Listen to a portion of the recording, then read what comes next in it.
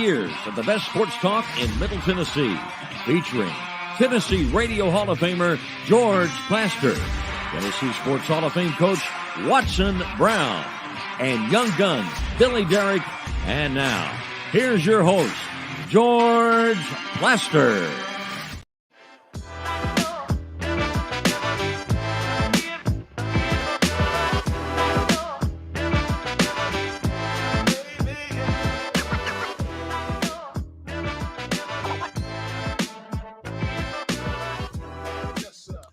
Hello again, everybody. Welcome in. It is, for the moment, a beautiful Thursday in Nashville. This is the last day of November, and tomorrow we are into December.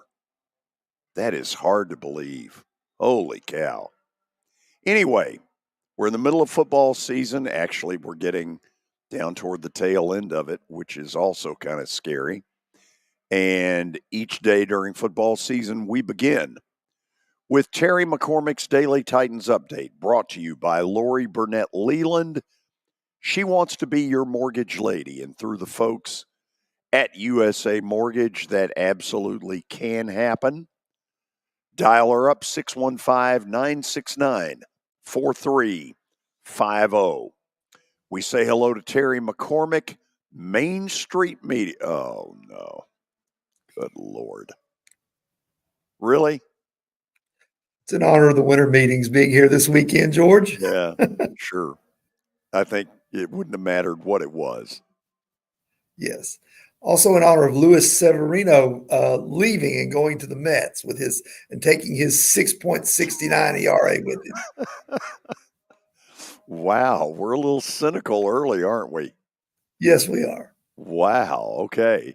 You know, I remember one time doing that. The Braves had a pitcher named Royce Ring who had an interview of an ERA of about 8.7. And I really started going off on him. If he's out there listening, Royce, I apologize. What's going on in Titan Land? Give me some news. Well, George, Traylon Burks is back in practicing, and that's good news. Obviously, he's missed 3 games with a concussion, that really terrible injury he suffered in Pittsburgh where he had to be taken off the field on a stretcher after he hit his head on the field there.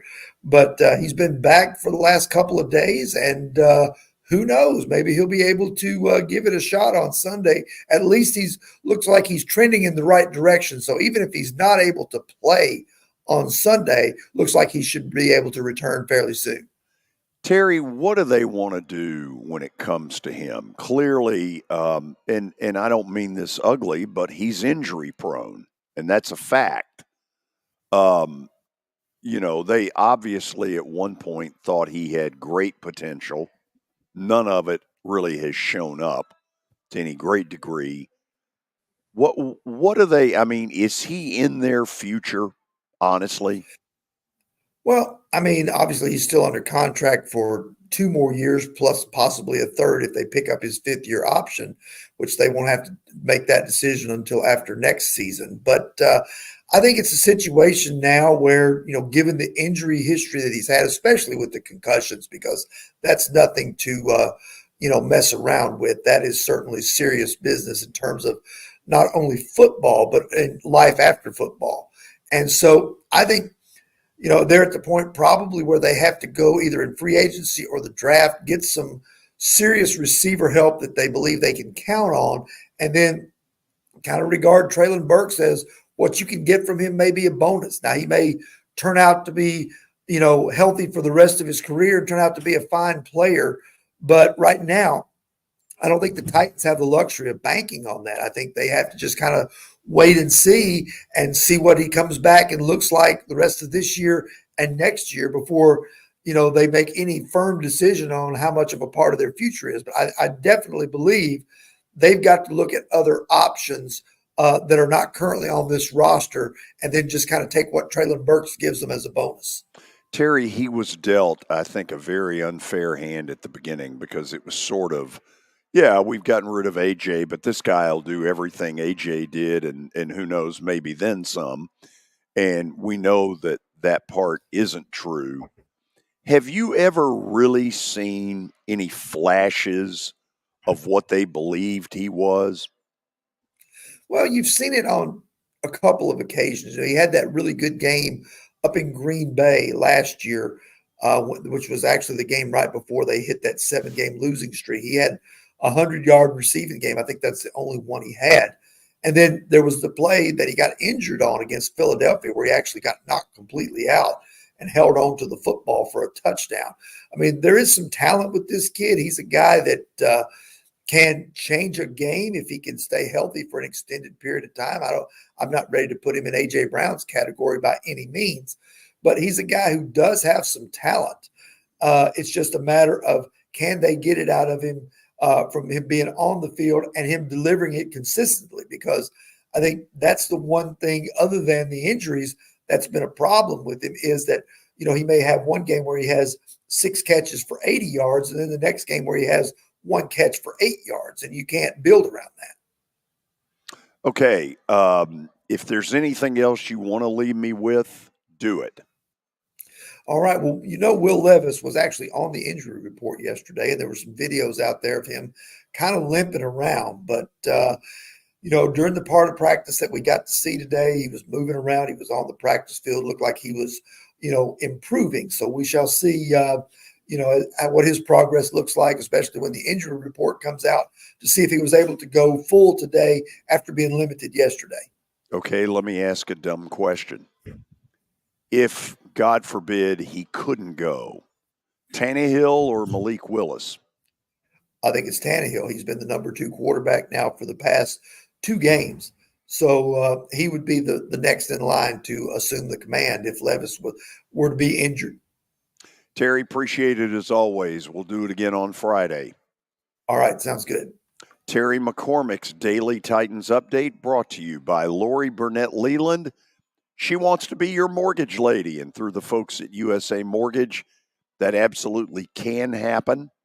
Dial her up, 615-969-4350. Kelly is not with us today. He's doing state title games on television. So it's Billy, Guillermo, y Jorge, or Jorge y Guillermo, if you hit your SAP button. I like that nickname. Yeah. What do we got? George, we had some hoops last night. Yes, we did. I know you had Vandy and Tennessee, and rough night for the local teams. It started off with Tennessee, and high-scoring game. You're used to seeing Tennessee play well defensively, but they gave up 100 points to North Carolina. They cut it back. I tuned in late. Got it within 6. Yeah, I tuned in real early and then late, and I was like, what in the world? So they got it within 6, but ended up losing 192. Dalton Connect had 37 points. But he did go down. He was helped off the floor. I'm hearing it's just an ankle sprain, so it's not anything too serious. I'm sure he'll miss maybe the next few games for Tennessee, but I'm sure he'll be back for Tennessee. But they take a loss to North Carolina, and Vanderbilt basically got dominated by Boston College. It was pathetic. 80-62. That team, that's not an SEC team. No, it's something has to give here. I mean, it just there feels like there's a lot of apathy. Feels like there's a lot of just okay, whatever, Well, first of all, there was nobody there. No, there was maybe 4 maybe 4,000 people there. So you got nobody there. It looks nothing like the Memorial Gym that I grew up in. They've extended Jerry Stackhouse's contract. I cannot give you one good reason why you would do that. He has not earned that. No. I mean, at some point, the narrative is going to become 5 years, no NCAA tournaments, and honestly, not all that close in any of the 5. No, in their last 3 losses, they've been by some pretty wide margins. They lost to a bad Arizona State team by double digits, lost to a bad Boston College team by double digits. So they're a bad team. They're a bad team. I mean, I think the Ken Palm ratings, George. They're 192 right now. Good Lord! And they started in the 90 range, which is crazy. So We'll see if anything changes for Vandy this year. The SEC ACC Challenge. I think the ACC is up in that. So I think last night was the last night for that. So we'll see about that. George, also wanted to get this out there. I know we'll have Palmer Thombs here coming up from Georgia Dogs HQ to talk about Georgia and Alabama. But Kirby Smart has come out and said that he doesn't know yet if Brock Bowers or Ladd McConkey will be able to play Saturday. I don't know if that's. I'm sure. Surely that's a smokescreen there from old Kirby. I don't know that I believe that, but if that's the case, that makes a huge difference in that game. Checkmark Bama. Yeah. Also, George, coaching move. Indiana has hired James Madison's Kurt Cignetti. Really? As their next head coach. Of course, they fired Tom Allen on Sunday, and they got going. They've brought in Cignetti. He was Sun Belt Coach of the Year this year over at James Madison. I think that's a good hire. Obviously, that's a tough job. But it comes under the category of be careful what you wish for. Exactly. Indiana has been a graveyard, and you think of how many coaches have not gotten out of there alive. Whew. I mean, it's a bunch. Honestly, I don't know why he'd take it. I'm kind of with you. I'm with you on that. I think the South Alabama guy, is it Summerall? I think was considered for that job. I think the Troy coach was as well. Yeah. They might have made some business decisions there and maybe wait on a little bit better job. He's probably going to have some SEC openings next year. I don't. Buyer beware.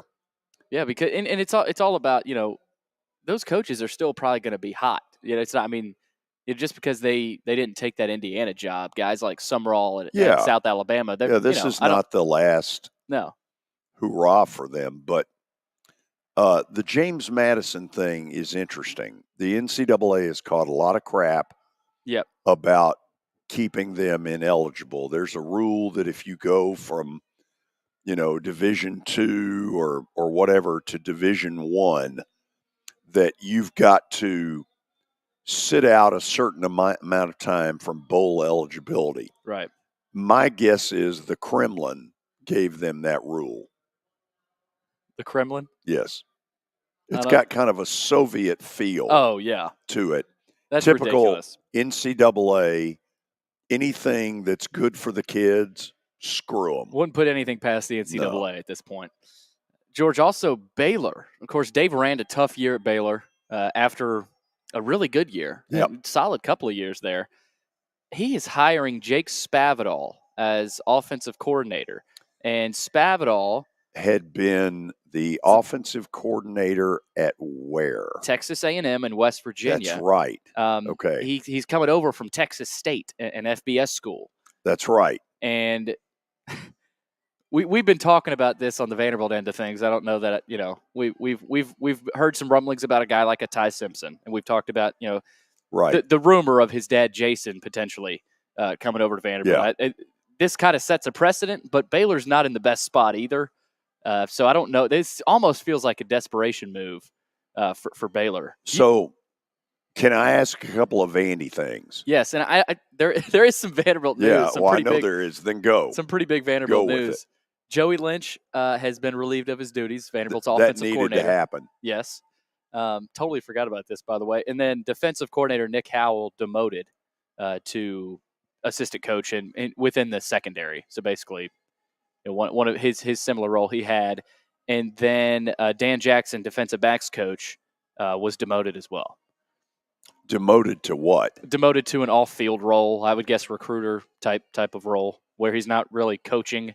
He's doing more recruiting and personnel type stuff. Gotcha. So, yeah, I mean, George, obviously you never root for firings. I met Joey Lynch. He's an awesome guy, great family. But this is a move that had to happen for Vanderbilt and Clark Lee. And now he's sitting at, one of the bigger hires he'll ever have to make. And also part of that, George, amidst this, Clark Lee is taking over the role of the defensive coordinator. And we saw that with Derek Mason, I think in year 3, I want to say. And that defense got a lot better. But you also hear a lot of this is that could be a desperation move at times. Clark Lee does not need any of my advice. That said, that won't stop me from giving it. I think personally that Clark Lee needs to reach out to a Watson Brown to get Watson's feel of what kind of stuff would you be running, and based on that, what kind of person would you go after? Yeah. Because here's the thing. It is difficult right now to get good people for that staff. Yeah. Because good people are going to say, one more year of this and you may not be here. Exactly. And so that's part of the thing when you're in the middle of your regime and you have to go looking OC and or DC. Mm-hmm. It can really be hard. And I'm sure with Clark taking over as DC, that opens up a little bit more money to bring in a very good offensive coordinator. And they are having a national search. So that'll be really interesting. Well, whoop-de-doo. I mean, what the hell does that mean? They put that at the end of the press release. National. Yeah, and, I mean, and you know what? We're have looking for searches? Somebody to replace me. It's national. What the hell? I mean, what are you going to say? We're narrowing it to North Nashville. Got a question here from Ken, George. When will Stackhouse be let go? The sooner the better. Last night, I mean, that had to have been a point where if you're the AD, you go, okay, well, we need to have a conversation. I don't know. I mean, look, it's way past due anyway. I don't understand a lot of what's going on right now. Why this guy was ever given a contract extension. What had he ever done to warrant it? Nothing. So that's pretty much all I got, George. NC State quarterback MJ Morris has entered the transfer portal, and I think he's a Vandy target. So we'll have to track him and see about his progress. Of course, Brennan Armstrong struggled, and Dave Doran made the decision to go with Morris in Week 6, but he ended up keeping his red shirt. So yeah, we'll see about that. Where are we going to start with Palmer? Yeah. I would guess the health of. No, I mean he's where we're going to start. Yeah. Okay. I just wanted to make sure of that. But I would start with him the health of Bowers and McConkey. I know believe me, I know what to ask. Palmer Thombs joining us after the break. Stay tuned.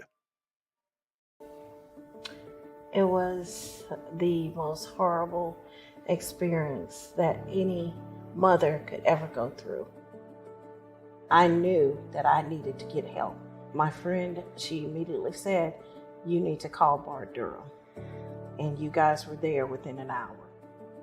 You guys are like family for us. Yeah, sure is nice to connect with the people that you're doing your best to help.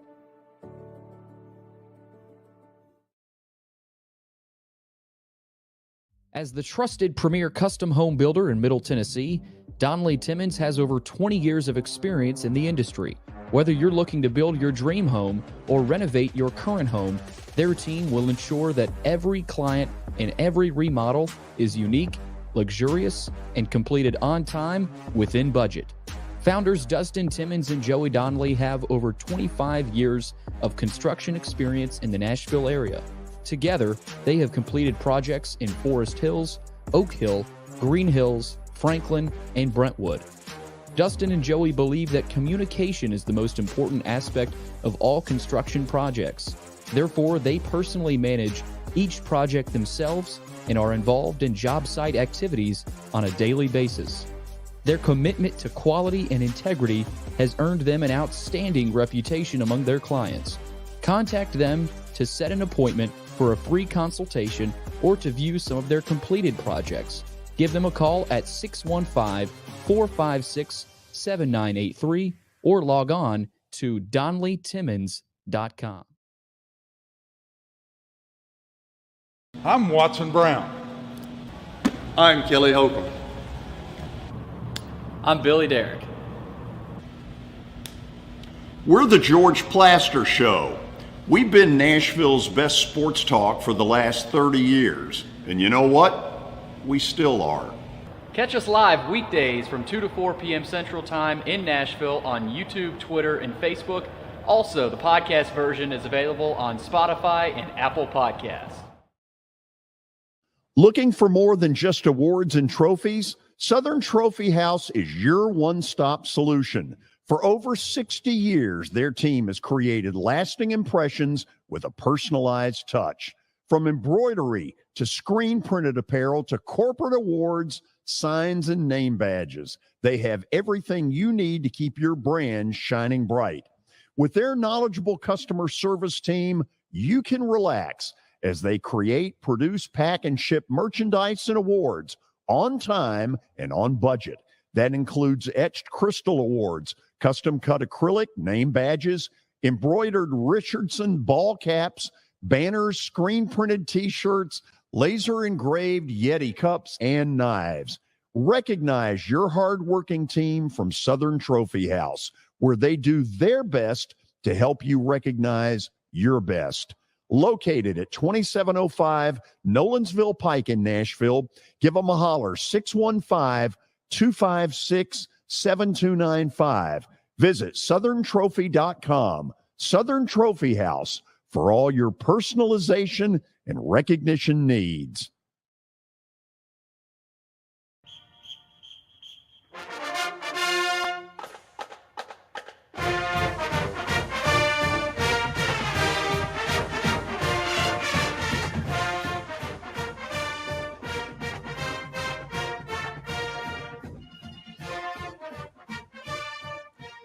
Well, it's the biggest game of the year since last week's biggest game of the year.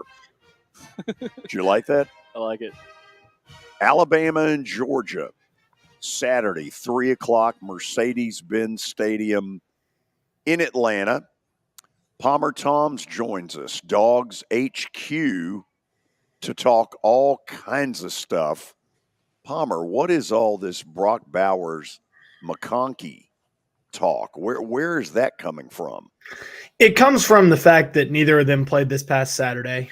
Georgia was down 4 starters on the offensive side of the ball against Georgia Tech. Bowers, McConkey, 2 pass catching threats there. Add in a third pass catching threat and wide receiver Ra Thomas, and an offensive lineman that has started for them this season, Tate Ratledge, right guard there.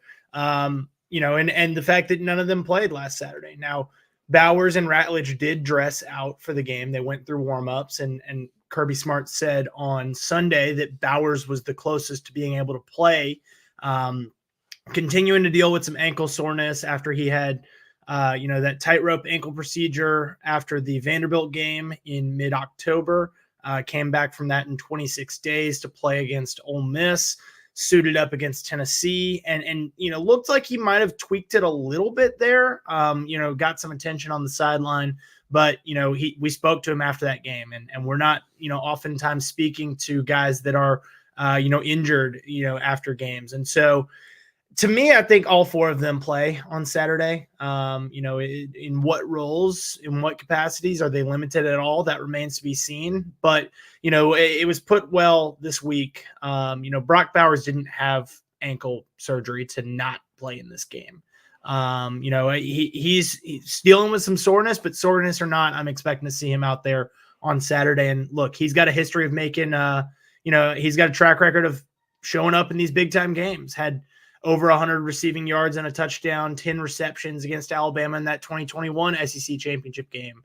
Had a touchdown, a big touchdown in the national championship game that put them up 8 points. Georgia, he had a huge national championship game last year against TCU. I'm expecting Brock Bowers to play, and I've got a gut feeling that he's going to play pretty well. Palmer, I'm going to go round and round on this question.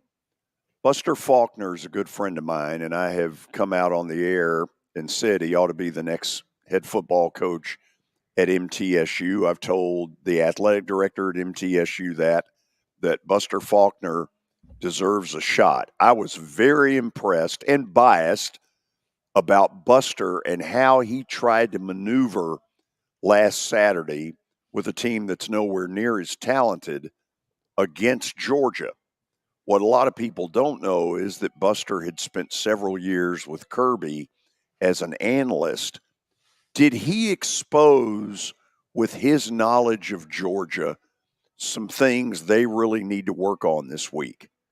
I don't know that he exposed it. He certainly took advantage of those things. But I think that throughout this season, we've seen a lot of the things that, Georgia struggled with on Saturday. They struggled with against Auburn. You may be able to say that Hugh Freeze exposed it early on, but, UAB gave Georgia some trouble. It's the quarterback run, and Georgia Tech having an athletic quarterback there in Haynes King, a talented one who's, a former SEC starter transferring over from Texas A&M.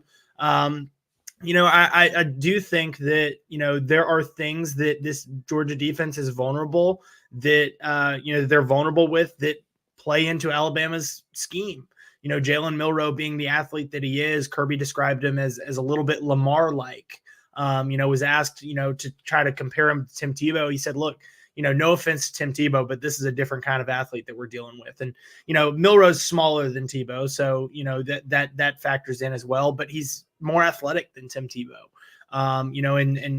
Kirby was telling us a story about, how his son, when he plays Madden, Kirby will walk in and say, well, who are you playing with? And he says, I'm playing with the Ravens. Well, why are you playing with the Ravens? Well, Dad, they've got Lamar and nobody can tackle Lamar. And, he said that's kind of what it feels like watching Jalen Milroe.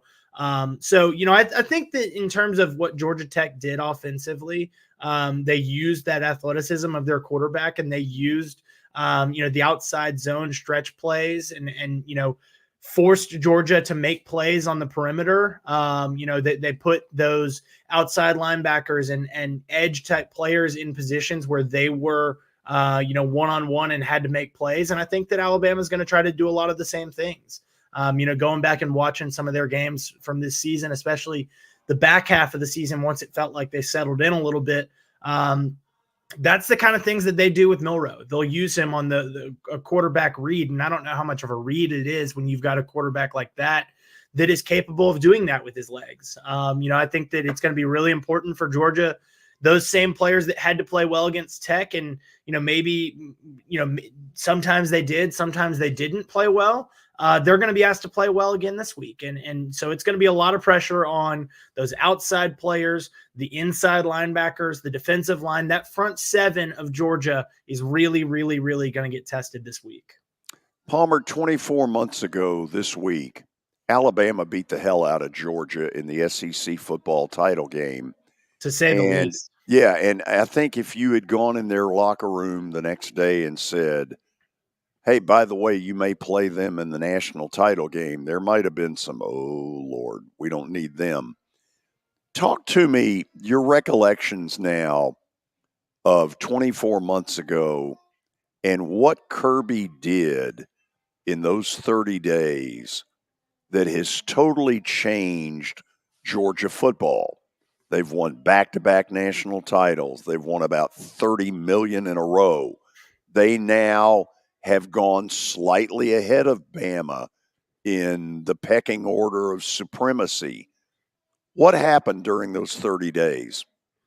Yeah, I don't know that I would go as far as to say that they've gone ahead of Bama in the pecking order. I think that they have. They've won 2 national titles. But that's something that Alabama did as well. And I think that with a win on Saturday, then you can make that statement. But I think, for Georgia, the fact that they were able to get that rematch against Alabama, it played into their hands. If you look back at that game and Alabama, why would you change anything, scheme wise from what you did to win that game in Atlanta?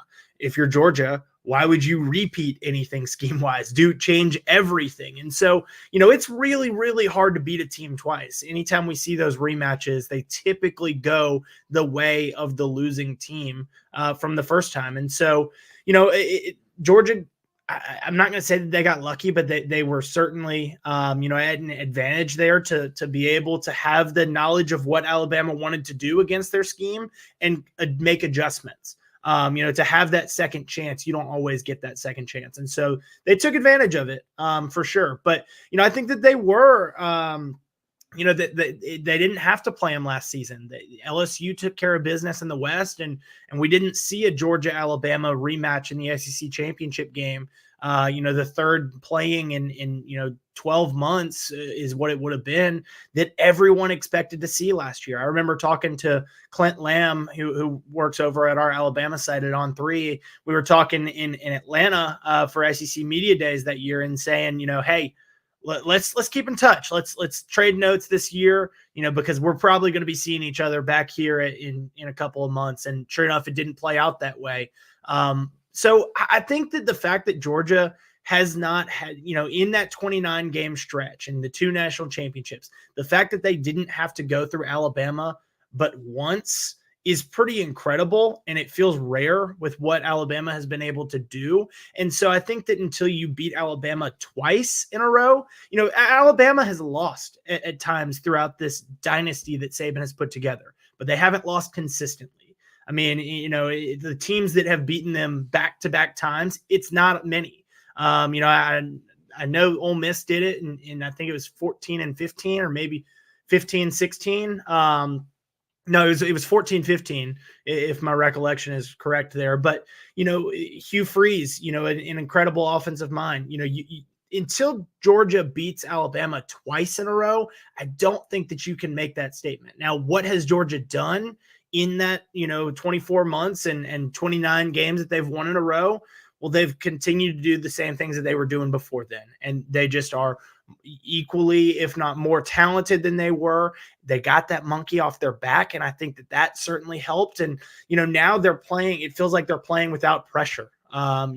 Kirby has, gotten his teams to get really close on and off the field. They play for each other. And they understand that, there are things bigger than themselves. I think in this era of NIL and transfer portal and all these different things where you see so many players put themselves ahead of the team, Georgia's motto this year has been mission, team, me. And they understand that, their mission each and every week, whether it's to go beat Alabama this week or beat Tennessee or win a, bigger picture, win an SEC championship or a national championship, that's bigger than everyone else on that team. Because that's something that is going to last years. It's a legacy that, will be left in Athens for a long time. It's bigger than just the 2023 team, but then that 2023 team is bigger than anybody individually. And so, I think that we saw that. That's why we saw Brock Bowers come back. He understood that it wasn't about him. It wasn't, and he's a guy that's built differently, both mentally and physically, and wanted to come back. And, I think that ultimately we've just seen a very, very special era of Georgia football these last 30 games, 29 games. And I think that, regardless of the result on Saturday, we're going to continue to see a very special era of Georgia football. Palmer, you've got a good read on the Georgia fans, of course, covering them for these last several years. We talk about fans being nervous about a matchup all the time. It's hard for me to believe Georgia fans aren't nervous for this, right? I mean, Alabama coming in, if Alabama wins, they've got that track, a good track at least, to make the playoff. If Georgia wins, they're obviously a lock. But if Georgia loses, it starts to get up in the air. So how do Georgia fans feel about this matchup in their home state, right? They should be confident, right? There's no reason for them not to be. But is there some angst heading into this? Yeah, I mean, as I've said, since this game was finalized a couple weeks ago, I understand why Georgia is favored. I understand why Georgia fans are nervous. Both those things, and I understand why Georgia could lose this game. Alabama's an incredibly talented team as well. Very well coached, and they've got players that are certainly capable of winning an SEC championship and a national championship. I think that we may be looking at the two best teams in the country. Michigan and Oregon might have something to say about that. Obviously Washington's undefeated as well. Texas with the win over Alabama, they might have something to say. So it's a very competitive college football playoff picture, but I think that these two teams certainly are in the thick of it. And so I understand why Georgia fans are nervous. The Bama boogeyman is still very present. But ultimately, to me, I think that these players aren't nervous. These guys, their majority of them are 1-1 against Alabama. There's a couple of them that are 1-2, but that second loss, that 2020 regular season game, it was a regular season game. It was on the road. It's not all that, uncommon to lose one of those games. And, I don't think that has that there wasn't a trophy handed out at the end of that one. And so, in games that have a trophy handed out at the end of it, those that, mean a little bit more, these players for the most part are 1-1 against Alabama. And so they don't have the lingering, nightmares of 2018 SEC championship and the 2018 college football playoff championship game, Tua and Jalen Hurts and those guys. They don't, a lot of these guys, weren't Georgia commits at the time. They didn't care all about Georgia. You hear a lot of these guys when we ask them about games and opponents and what are your memories? And they say, I didn't really follow, Georgia, and I was more of just a college football fan. And so I would just watched it, or, I didn't really care about college football. I was a bigger NBA fan or whatever. So a lot of these guys don't have that Bama boogeyman. Fans certainly do. But I think, ultimately fans aren't the ones that are going to be deciding the outcome of this game. Palmer, let's get into Carson Beck here. It's so interesting to see his trajectory. I felt like I go back to that Auburn game and kind of the fourth quarter he had and that throw to Brock Bowers. Felt like his confidence changed after that, and he's been on a tear. I mean, no one's really talking about him around the country because of the Georgia aura of, okay, you don't have to be great at quarterback, but it feels like he might have to be at least close to great on Saturday against Alabama. That's what Stetson Bennett could do, right? He made plays with his legs. How good does Carson Beck have to be Saturday for Georgia? I don't think Carson Beck has to do anything more than he's, shown that he's capable of. Georgia's not asking for, anything extraordinary out of him on Saturday. They just want, what he's, shown on a consistent basis. And last, aside from the Georgia Tech game where, it felt like Georgia was a little bit more vanilla offensively, Carson has thrown for 250 plus yards in every game. Aside from that, he was the last standing FBS quarterback that had done so. First 11 games, 250 plus, first 11 games as a starter, not even just his first 11 games of the season, first 11 games as a starter. The kid goes out and throws for 250 plus and is one of the top quarterbacks in the country. He has very much so moved himself into the conversation for an NFL draft selection this year. I said ahead of the year that I thought he was going to have a 2020 Mac Jones-esque season to put himself in that kind of a conversation. And, he certainly has. Do I think that he would be better off coming back? Probably so, considering the draft class that it is this year. You're not going to get into that 1-2 territory that is owned by Caleb Williams and Drake May. And then behind those guys, it's a very crowded room of quarterbacks, and all those guys, what do they have over Carson? They've got experience. And so the NFL is going to find knocks. If you have control over one of those knocks and it's, all it is your experience, come back to college, make the NIL money and go, check that box for the NFL. So that's a different conversation in terms of what it means for Saturday. I think that Carson Beck just has to be the Carson Beck that he's been all season. I don't think that Georgia's, Mike Bobo is and him are very comfortable that he's going to put Beck in very comfortable situations and ask him to do things that he's capable of. All right, last thing for me, Mercedes-Benz Stadium, right? Georgia and Alabama they've played there in this place a ridiculous amount of times, I feel like. Do you give Georgia much of an advantage? It's in their state. It's there in Atlanta. They've been there before. And what are the intangibles that come into play, right? It's indoor. It's not, it's not going to be cold, right? So, what are the intangibles here? And do you think Georgia has a little bit of advantage with the familiarity? Not that Alabama hasn't played here often, because it feels like this is always the place they meet up at. Yeah, I don't think you give Georgia an advantage, against, an Alabama in this building, like you did for Georgia against Oregon last year in this building, or Georgia against Ohio State in this building. Alabama's been here and they're undefeated in this building.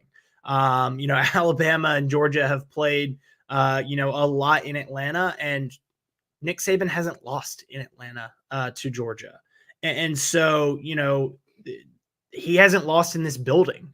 You got to go back to the now torn down parking lot that was the Georgia Dome for Saban's last loss in Atlanta. In terms of the fans, I think that it's going to be about 50-50. I got a report earlier today, sharing that, 37% of purchases on the secondary market have come from the state of Georgia. 26% of purchases have come from the state of Alabama. But you can't just assume that all 37% of those are Georgia fans. There's a lot of Alabama fans in Atlanta too. And so I think it's going to be about a 50-50 split. I don't think that you give any advantage to Georgia in the fact that they've been there. I think that ultimately what the important part about that building is that you have been there. You're not starstruck and in awe of the building that it is, because it is a magnificent building.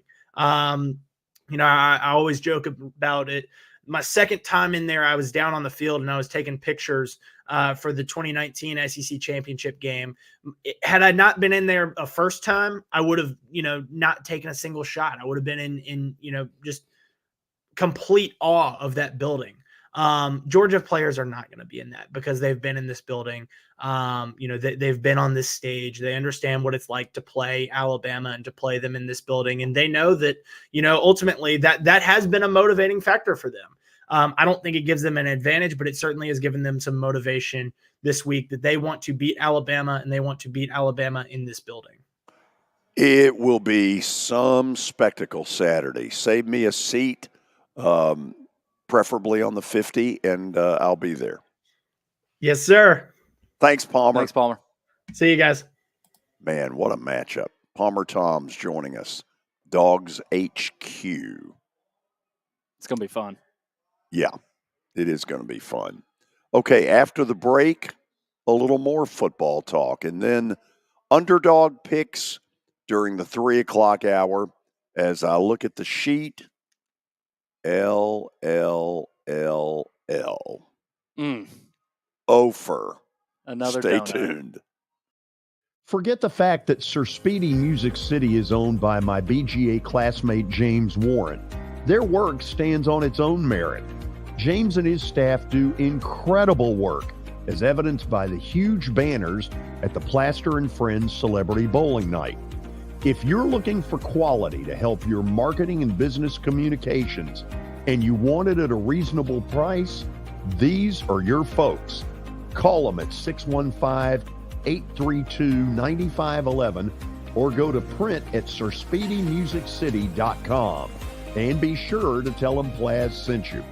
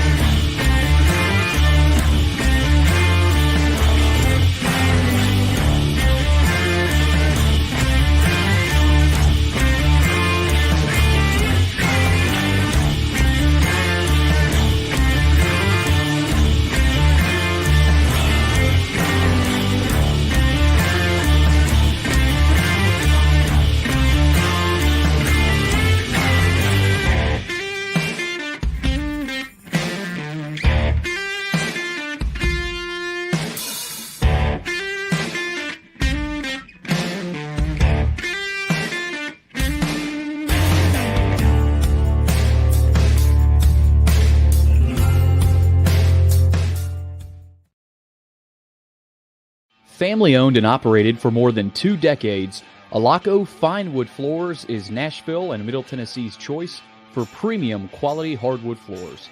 Since 1995, Jimmy Alaco and his army of employees have embodied the approach of taking pride in one's craft and providing superior customer service, growing from a one-man shop to a team of 23 professionals who share the founder's passion for quality craftsmanship and customer satisfaction.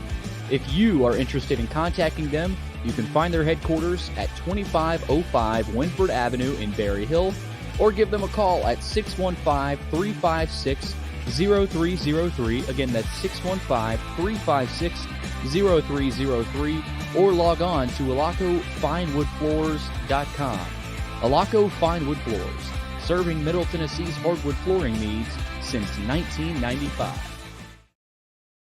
Over the years, more men have started to seek help for hormone deficiencies and imbalances, and Dr. Jeffrey Lodge and wife Daphne, along with their experienced staff, give men the treatment required to improve their quality of life, improve your immune system, energy level, cognitive function, and more.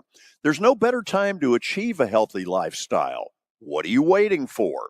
Give Cool Springs MD a call today for an appointment at 615-486-3458 or visit the website coolspringsmd.com.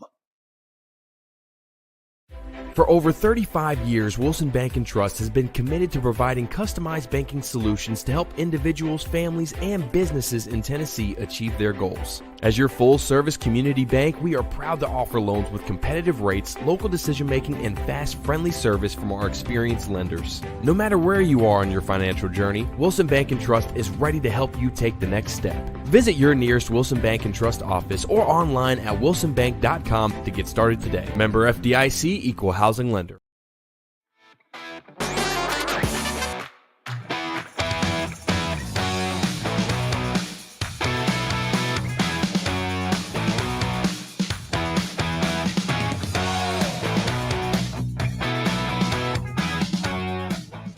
We welcome all of you back to Barrel House, where the barrels are flying. That's an inside joke, isn't it? Yes, it is. And the recipient, I don't think, heard what we had to say. No, I don't think he did. The barrels were flying at Barrel House. No, we're up here at Fordyce Center in Bellevue, as is always the case. So we're less than 48 hours away from championship week starting, some of which will be tomorrow night.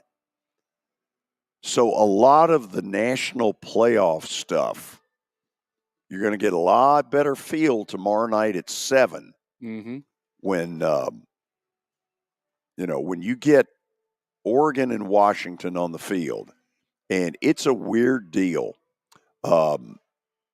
because Washington is the undefeated, but Oregon is the heavy favorite. Yeah, all of a sudden, Oregon is a 9.5-point favorite after losing to Washington in the regular season. So it's flipped on Washington here. Obviously, Vegas is expecting a lot of points. Washington has been in some knockdown dragouts late. They've showed their defense has gotten a little bit better, but I think that's still the concern here, that Washington's defense cannot keep up with Bo Nix and that offense, and Oregon has a more balanced attack. Right? Washington is almost a boom or bust, right? If Penix isn't hitting somebody on a deep ball, Washington doesn't really have as good of a running game. So I like Washington to cover that. I mean, I know we're probably releasing picks tomorrow, but that's a lot of points. It is a lot of points against a team in Washington that beat Oregon in the regular season. I think you're going to know very early in that game, did Vegas get this right or are they way off base? Right. So Oklahoma State was really fortunate to get to this Big 12 title game. On the surface, they appear to be absolutely nowhere near Texas. No. It's a bad matchup. Yeah. The third one, who knows?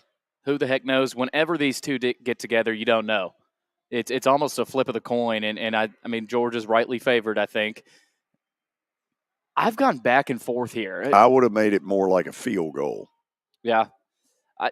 I think Georgia, if you look at both rosters, has more talent, but can Nick Saban continue this coaching when has won games? I mean, they practice that throw, like Mac Hereford said. They call that the jackhammer or something. Crazy. To Isaiah Bond in the corner of the end zone on 4th and 30. So, it has come in handy that you've got the best coach to ever coach college football. I mean, in Nick Saban. So is that enough, though? Is that enough? Bowers and McConkey will likely play for Georgia. So I've gone back and forth here, Georgia. I still don't have a great read, although I think I would probably say Georgia has the upper hand. Very interesting, that fourth game. Yeah. ACC title game. Here's Florida State, who's undefeated. Here's Louisville, who's coming off one of its most disappointing games of the year. And the odds makers have Florida State less than a field goal. Wow.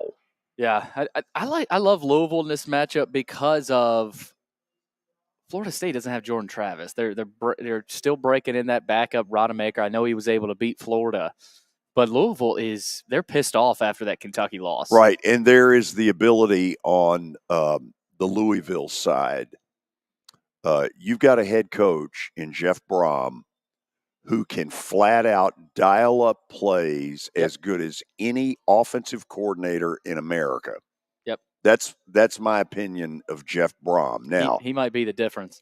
Kentucky did an incredible job on Louisville. Mm-hmm. And Florida State's got a better defense than Kentucky. Yep.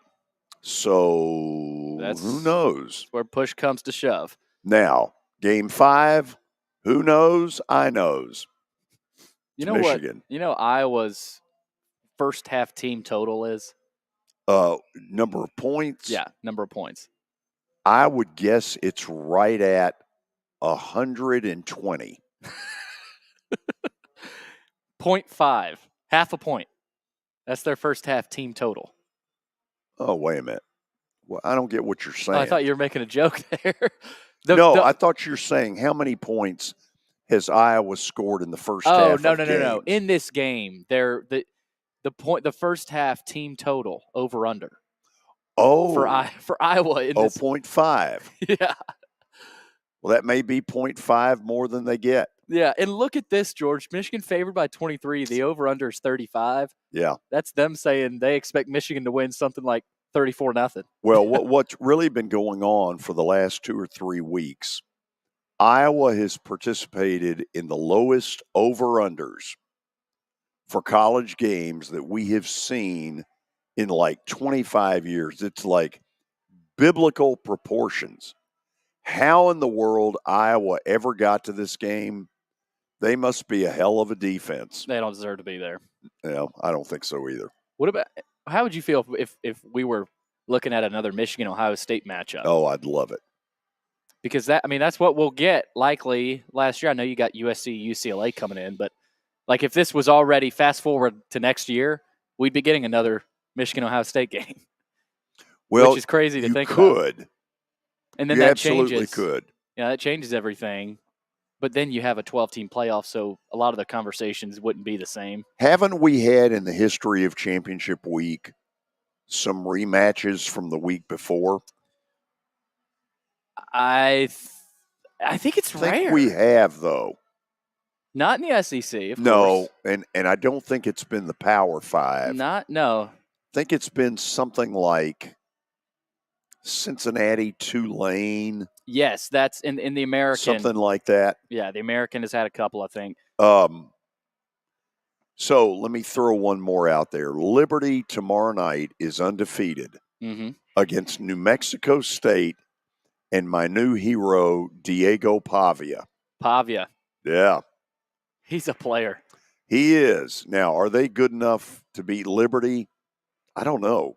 Liberty never lost this year. Well, and this is a big game for Liberty in the rankings because I think they're not the highest rated Group of 5 team, but they could jump. I think Tulane right now is higher rated. But if Liberty wins this and Tulane loses their conference title, Liberty would have that highest rating, and they would have the New Year's Six Bowl. So yeah, crazy. Yeah, absolutely crazy. Okay, so we're going to go to the commercial break. Then we will get you the stat of the day, followed by Willy, Pogue's replacement substitute, and I guess you're doing the honors for Kelly. Yes, I am. Are you really? He's giving me his picks. Well, I mean, he's the first pick. Oh, lucky Kelly. Yeah. Big week for Kelly. Okay. Stay tuned. All of this when we come back. Convenience and value, 2 words that we expect when we do business.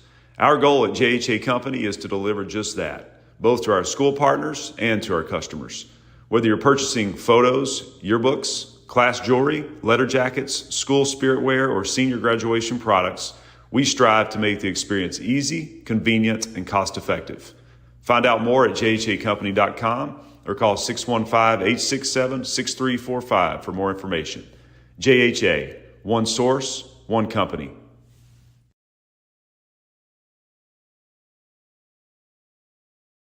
You were in a crash. Yeah. Your kids were in the car with you. We're very lucky to even be telling this story to you. Nikki treated us like family, and she was very caring and loving, and I'm just so grateful for that. She was somebody I could trust, and being a veteran, that's so important to me. My kids are going to have a better life now because I don't have to worry about those expenses that we were out.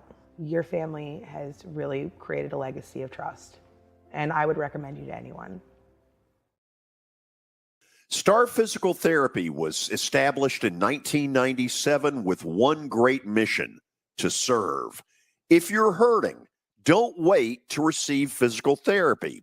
You don't need a referral to see their physical therapist, and early morning and evening appointments are available.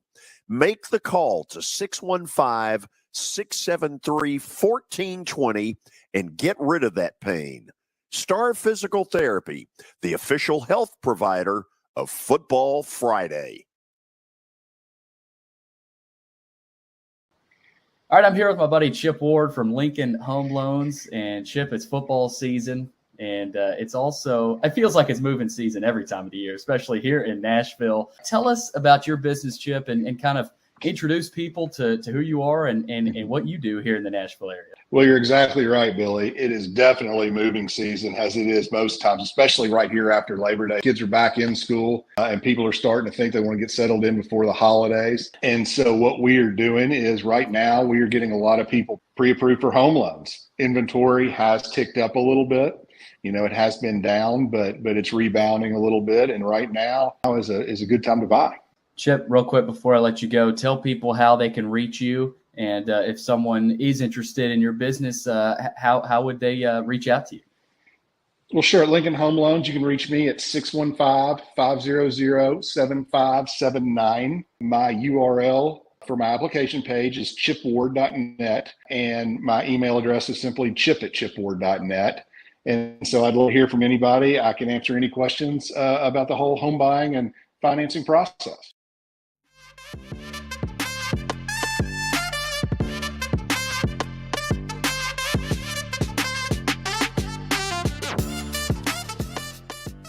Top of the hour on a Thursday, championship weekend around college football. We'll see where the contestants are going. But first, stat of the day brought to you by John English Antique Sports and Cards in Shelbyville, Tennessee. They're open during the week, Tuesday through Friday from noon to 5, and Saturdays from 10 a.m. to 5. Give them a call, 931-492-4304. All right, let's see what we've got cooked up from Matthew today, George. And I think we're going NFL.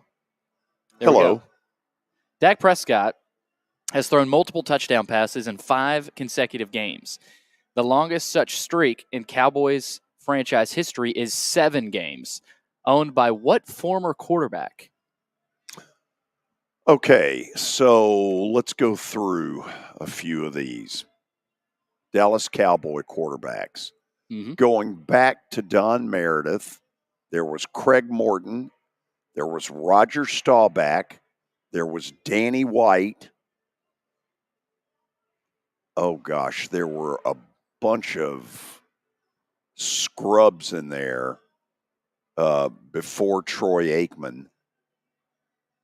You know, I don't think it's Aikman because I think it's Emmitt Smith who dominated all this stuff. You know what? Let's roll the clock back a little. Let's get Willy in here.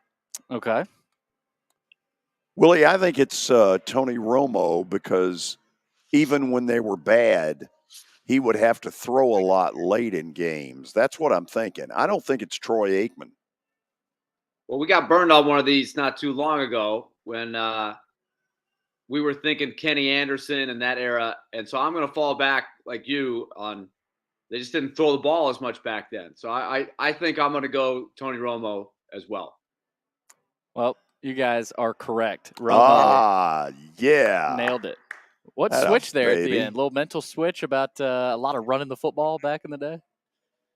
The rules You were dead set on a lot of the older quarterbacks, unless you were just thinking through the Well, the no. timeline. Look, Aikman had so much success, but so much of his was Emmett. Right. Emmett left, Emmett right, Emmett up the middle. Mm-hmm. And so most of the time late in games, they were running the football because they were always ahead. And all Romo did was throw. I mean, it felt like they had At some, times, they had he some- was running for his life. right. Yeah. Good job. Thank you. So I guess we're now into the 3 o'clock hour, and we're into the underdog picks, and apparently some changes. Willie, I apologize for not making your lineup earlier today. I couldn't help it. That's okay. Kelly was in a hurry, so he was very glad that we could move the process quicker. Because Chase Really? was not on either. So I'm glad you were able to make your Kelly's been a bit of a curmudgeon lately, hasn't he? Oh, yeah. Big time. Big time. Looks like we got a new camera angle today. Better Is that light. me? Oh. Oh, There he looky is. here. Hey, who's that guy? Chris Sanders is filling in Hey. Pogue. How y'all doing? Chris, how are you? I'm doing good. Okay, first of all, I'm upset, man. You had a bowling thing, and I wasn't even invited. You know what? I didn't need as many celebs as some years. I just wanted to show you I got skills. I promise you will be on the list a year from now. What kind of bowler are you? Champ, I'm pretty good. My highest is 254. Really? Yeah. Now, wait a minute. In one game? 5 games. Then you should fit No. right in. No, I'm forget. I scored 254 a long time ago. Yeah. You'll fit in beautifully. Welcome. Okay, Billy, I let the cat out of the bag earlier. Mm-hmm. Last week was a disaster on all fronts. Holiday, it was like Christmas vacation with Chevy Chase. Nothing went right. Nothing went right. Everything that could go wrong did go go wrong. wrong Yes, it last did. week. And Willie, of course, you are here. No Pogue, no Kelly today. We do have Chris Sanders in for Greg, and I'll be making Kelly's pick. But Willie, Pittsburgh lost 30-19, and that one was not a great showing, and not a great last game of the season for all Narduzzi and the Fighting Panthers. Not a good season for the Panthers at Right. all. I think they were tied at the half in that game. So they were in it for a while. But, of course, a couple days later, Duke lost their coach. So he's no longer the Blue Devils coach. I was hoping sort of that would have them not finish on a high note. But he did a good job at Duke. Now Duke will be moving on. Even worse, they lost their quarterback. Yeah, the double whammy for Duke. Kelly, who is not here, and I'm sure he's glad he's not here to suffer the embarrassment of this. How pathetic. Coastal Carolina ran off the field 56-14. I didn't watch it, but I don't know if y'all did. I mean, I was trying to keep up with it, but Coastal was nowhere even close to competing in that game. Kelly should be ashamed. He probably looked and said, "Man, I can't Boat blame myself raced. for not being on here today." Pogue and Chris, you're representing him today. Florida, he had Florida over Florida State last week, which I didn't think was a bad pick. But Nah, there's no chance. The Gators against a backup quarterback, they had their own backup quarterback, lost 24-15. So you got to try to get Pogue back on the board somehow this week. Absolutely. 1,000. And then George, South Carolina lost 16-7. Let me say this, okay? I went into that game with such high hopes. You know, a victory would get me ahead of Pogue. That would be big. A victory would start to make me feel like, you know, maybe there's something. You say there's a chance, whatever. South Carolina gained like 100 yards of total offense. Clemson throttled them. Watching the game, pissed off. Spencer Rattler going to the NFL. Enjoy. Yeah. Yeah, way to go out on a high note, Spencer. God. All So right, bitter. here's the current standings. Willie still in first place, no movement Willy! after last week. Still with 35 points, chance to finish strong here late in the season. I know we got bowl season coming up. Kelly still nipping at his heels though. Big week for Kelly, and he does have the first pick. So he sent me some of his picks, and obviously I'm going to do his number one choice. Try not to screw that up. And then Pogue in third with 17.5. So Chris may have to get a big pointer there. Absolutely. It's going to be tough. And then George in last at 11.5. You going to go with Iowa, George? You know, it just depends on how it all falls. You may need to. Yes, thank you. Well, that's what we got. Even then, if I were to get Iowa and convert, I'm not in first place. Do the addition. You'd be close, but still nowhere. Be very close. Nowhere quite close to competing for first. So what is the order? The order of selections coming up after the break. Kelly, like I said, I'll make Kelly's pick. Chris Sanders will step in. Sandals? You call me Sandals? Chris Sandals? Thanks, Colonel. Oh, wow. Chris Sanders. Yes. There we go. We'll make Greg Pogue's pick, and then George and Willie will close it out. So that's what we got for not the final week. We still got the we've got bowl season. And if I'm way behind, we'll have, USFL and Pogue's Arena. Exactly, Pogue's Arena games. Anyway, stay tuned. The important stuff is coming up next. It was the most horrible experience that any mother could ever go through. I knew that I needed to get help. My friend, she immediately said, "You need to call Bart Durham." And you guys were there within an hour. You guys are like family for us. Yeah, sure is nice to connect with the people that you're doing your best to help. As the trusted premier custom home builder in Middle Tennessee, Daunic Timmons has over 20 years of experience in the industry. Whether you're looking to build your dream home or renovate your current home, their team will ensure that every client and every remodel is unique, luxurious, and completed on time within budget. Founders Dustin Timmons and Joey Donnelly have over 25 years of construction experience in the Nashville area. Together, they have completed projects in Forest Hills, Oak Hill, Green Hills, Franklin, and Brentwood. Dustin and Joey believe that communication is the most important aspect of all construction projects. Therefore, they personally manage each project themselves and are involved in job site activities on a daily basis. Their commitment to quality and integrity has earned them an outstanding reputation among their clients. Contact them to set an appointment for a free consultation or to view some of their completed projects. Give them a call at 615-456-7983 or log on to DonnellyTimmons.com. The George Plaster Show is Nashville's best sports talk, 2 to 4 p.m. Monday through Friday on Twitter, Facebook, and YouTube. There's a podcast version available on Spotify and Apple Podcast. Looking for more than just awards and trophies? Southern Trophy House is your one-stop solution. For over 60 years, their team has created lasting impressions with a personalized touch.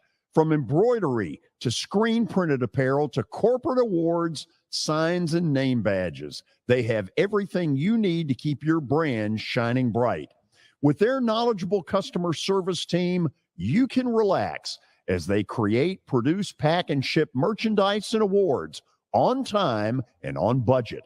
That includes etched crystal awards, custom-cut acrylic, name badges, embroidered Richardson ball caps, banners, screen-printed T-shirts, laser-engraved Yeti cups, and knives. Recognize your hard-working team from Southern Trophy House, where they do their best to help you recognize your best. Located at 2705 Nolensville Pike in Nashville, give them a holler, 615-256-7295. Visit southerntrophy.com. Southern Trophy House, for all your personalization and recognition needs.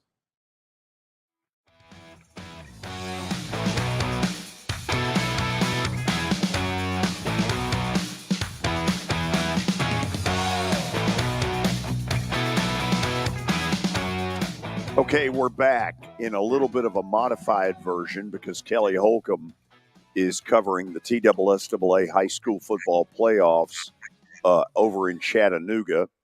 Pogue, a late scratch, and so former Titan wide receiver Chris Sanders is with us. Chris, how did you find out that you would be the replacement?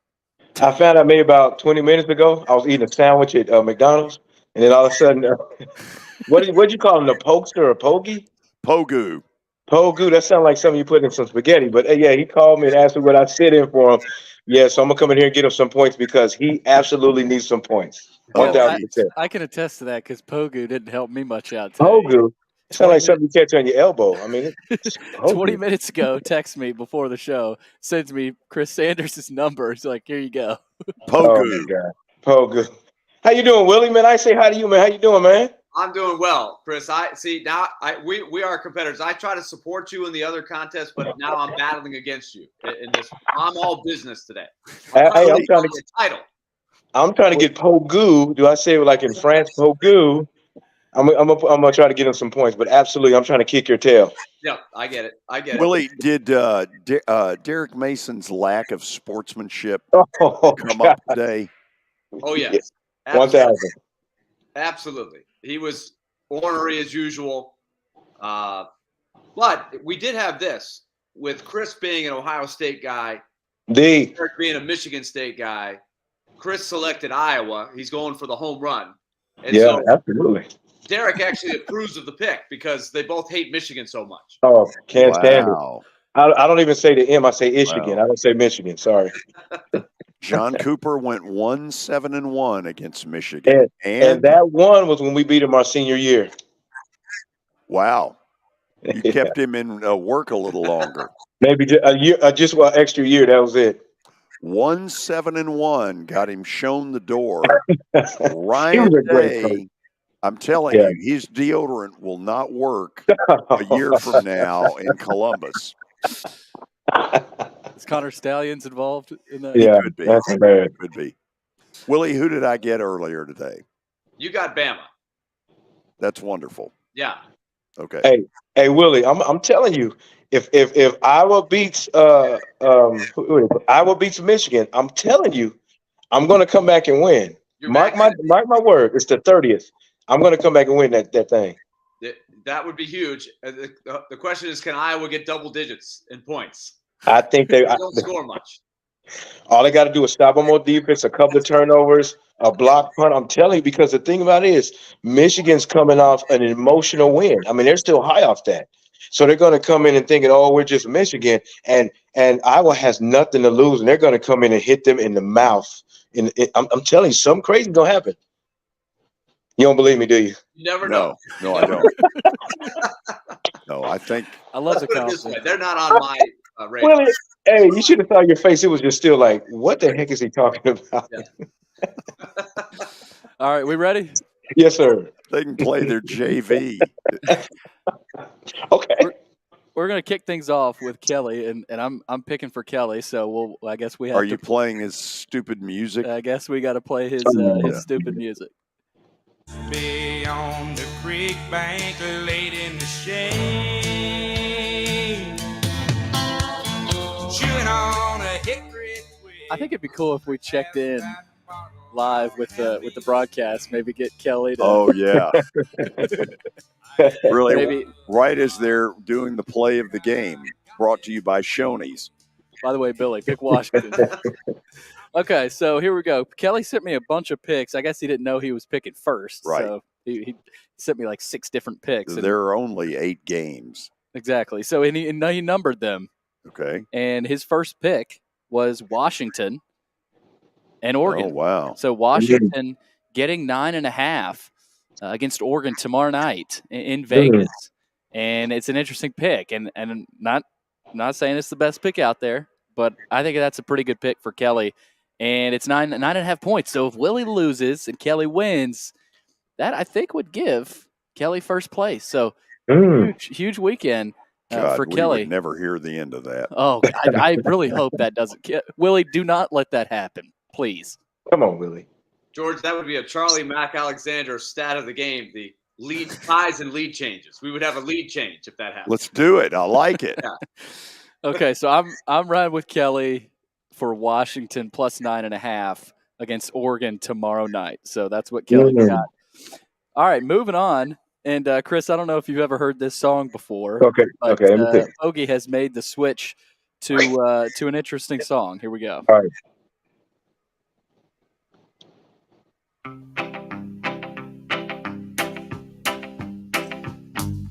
Nashville Cats play Queens Country Water. Nashville Cats play wild as Mountain Dew. Not quite as smooth as Lionel Richie, right, Chris? No, not Lionel Richie. I wanted some Conway Twitty or some Billy Joel. One of those. So, do I make my pick? Can I make my pick? We good? Yes, sir. What you got? I'm going for the gusto. I mean, I'm trying to win the whole doggone thing and put Hoaxster, whatever his nickname is. I'm going with Iowa over Michigan. I just got to do it. There's something about that game that's so intriguing. Everybody's picking Michigan. Everybody says Iowa has no chance. And as a competitor, if I'm on Iowa's side, I'm going to take that to heart to say I'm going to go in here and win the Big Ten championship. And I think that I was going to beat them convincingly. Okay. Thoughts, George, Willy? Move on. A lot of points. It ain't happening. Okay. A lot of points. Listen, the most interesting thing about that. I'm rooting for Iowa. I would love to see somebody. Thank you. Now. They do not deserve to be there. How crazy. The most interesting thing will be the pregame show. With the 8 members on the set there for fun. Crammed around I'm telling you. I've seen this a million times. Who would be the MVP, Chris, if Iowa wins? I have no idea who's on their team. I just know that they're Iowa Hawkeyes. Chuck Long, I think. Chuck wow.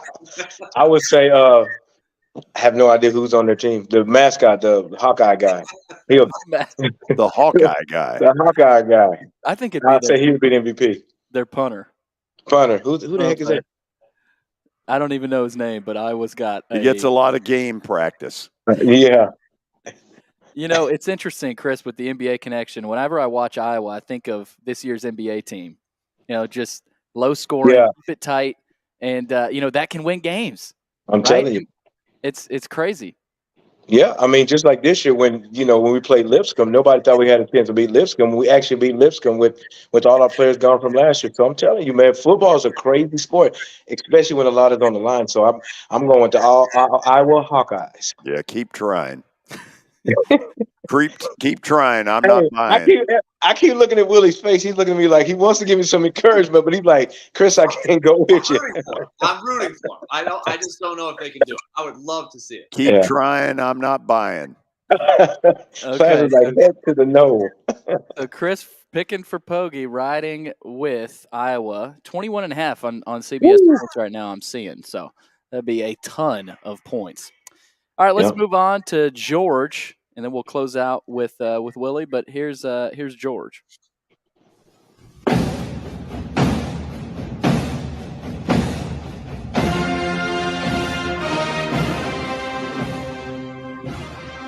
Willy, I'm going to give you the quarterback. You give me the team. You ready? Yep. Diego Pavia. New Mexico State. Bingo. Diego Pavia is the man. 0 chance. Against Liberty? Liberty. Wow. 0 chance. So this is what Now, wait I a can't minute. figure out. They won soundly at Auburn, right? Yeah. Yep. Mexico State. Right.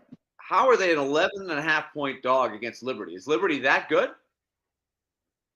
Liberty's good. Liberty's I pretty think good. it's a decent pick by that. Like, if you can win at Auburn, don't you have a shot at Liberty?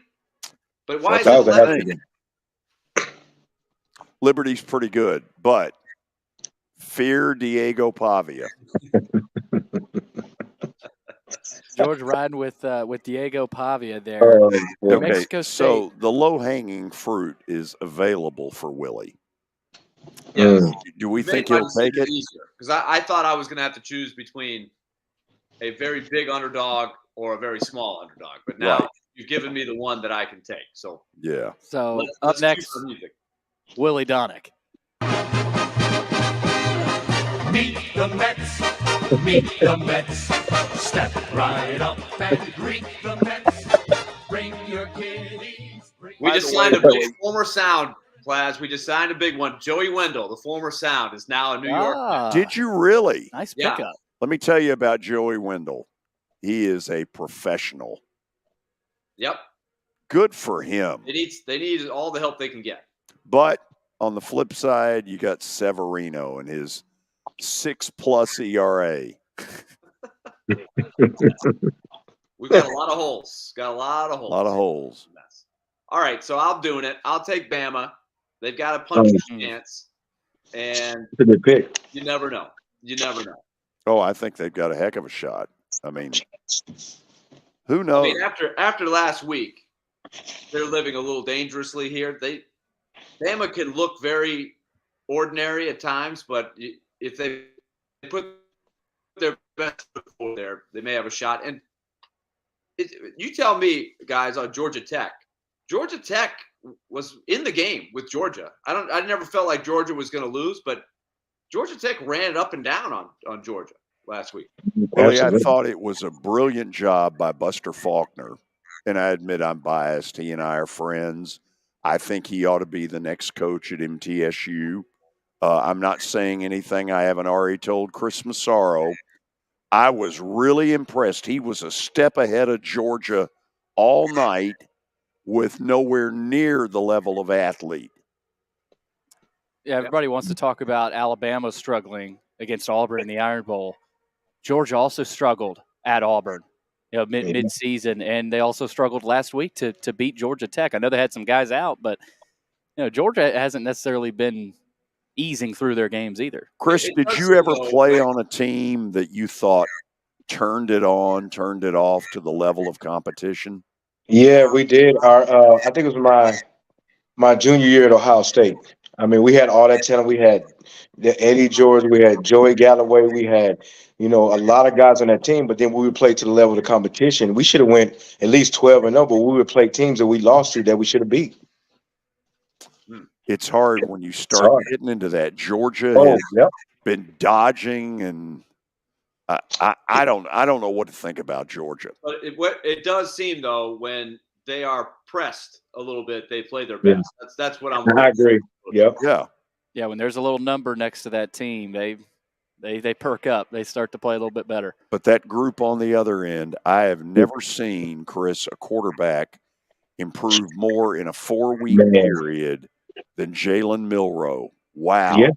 But you know what it shows is he's very coachable. I mean, if you got a guy that struggled early and took coaching and then started applying it from the field, the practice field into the playing field, it just shows you, man, this kid is getting better. But here's the kicker about the whole thing. He's getting better at the right time. That's what makes him so special. He's dangerous. He's got a strong arm. He can scramble. He can make plays. So I'm going to tell you something. I know everybody's talking about Georgia winning the ball game, but with Alabama and their quarterback doing well, I think they're going to have a chance to beat him. I think you're right. I think it's going to be a heck of a game. It's going to be a good game. Chris, we're going to let you run, and then we're going to keep Willie for 2 minutes to pick his brain on his Preds. Oh, let's go Preds. They're red hot, too. They're 6-0, right? Exactly. Chris, thank you. Man, appreciate it. Love you guys. Appreciate it. Thank you. Same here. Okay, Willie, I'm going tonight. 6 in a row. We gave them up for dead about 2 weeks ago. And today they are in the 8th and final playoff spot. It's early. It's ridiculous of me to say it, but it's true. What is your theory? Why has this why have they flipped a switch? Well, there's a couple reasons. One is the obvious, that UC Saros is starting to play better. He's starting to play like he's capable of, and he elevates everybody. Just like a good quarterback in football, your goalie can elevate your whole team. He's starting to do that.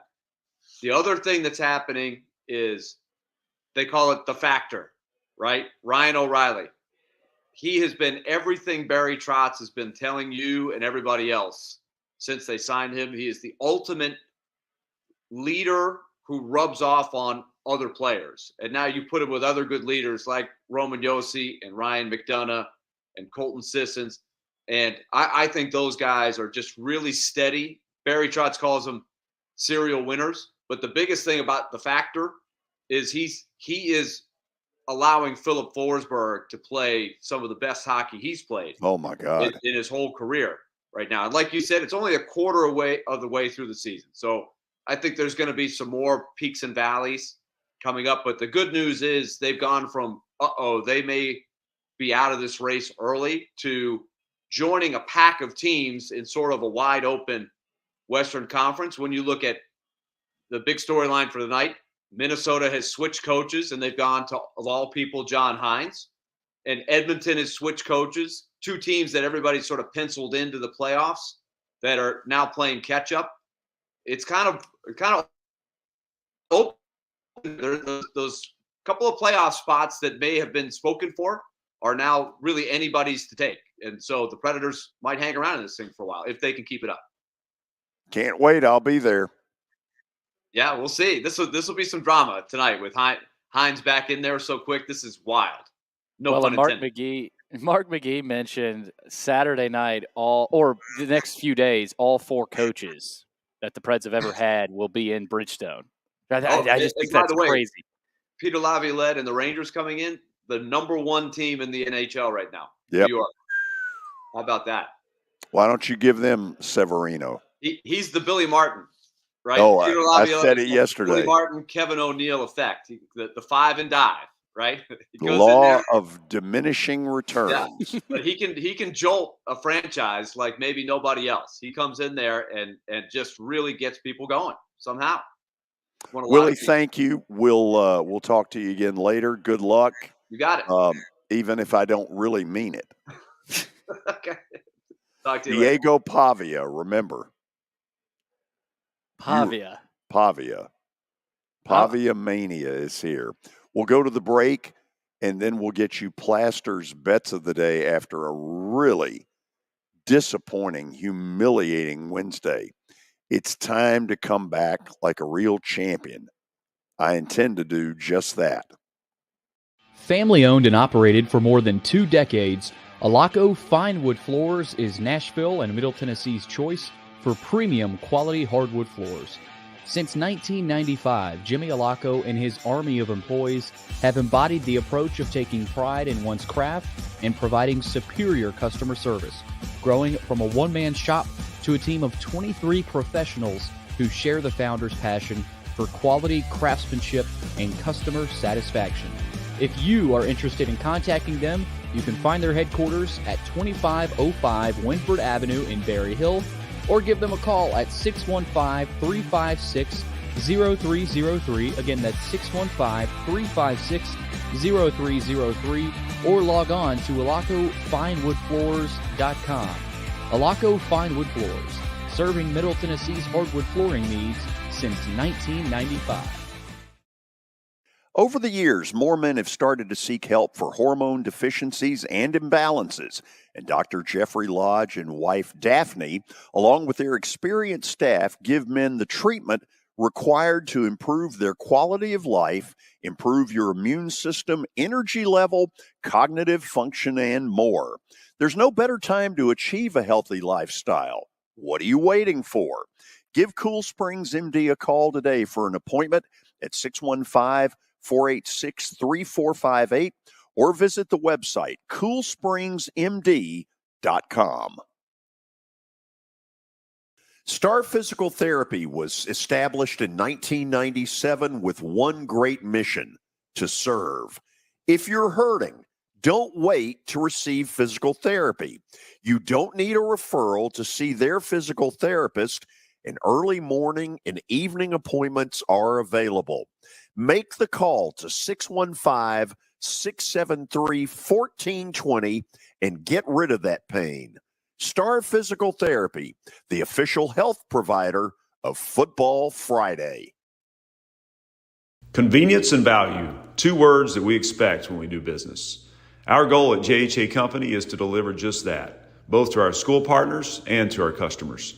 Whether you're purchasing photos, yearbooks, class jewelry, letter jackets, school spirit wear, or senior graduation products, we strive to make the experience easy, convenient, and cost-effective. Find out more at jhacompany.com or call 615-867-6345 for more information. JHA, one source, one company.